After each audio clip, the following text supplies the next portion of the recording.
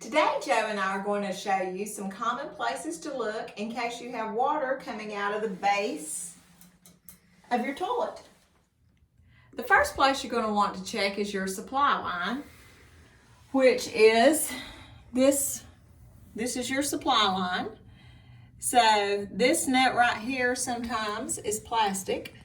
Ours is metal. Sometimes it'll crack, and then water will, just kind of come over here and, just run down your toilet like this, and then it'll pool under the edge of your toilet, and it gives you the illusion of whenever you flush the toilet that water's coming out of it, but really it's coming from right here.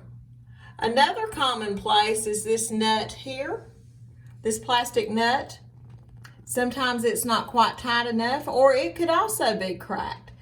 Doing the same thing. So, if you need to really determine where the water is coming from. Because the last place you're going to want to look is right here at this nut, this area here.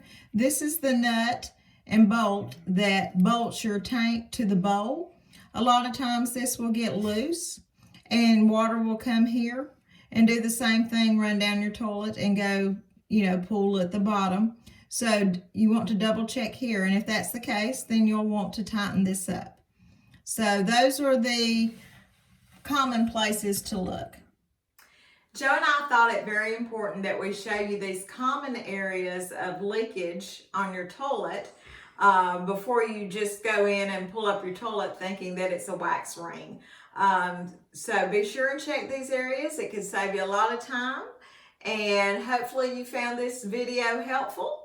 And if you did, please give us a thumbs up, share, and subscribe.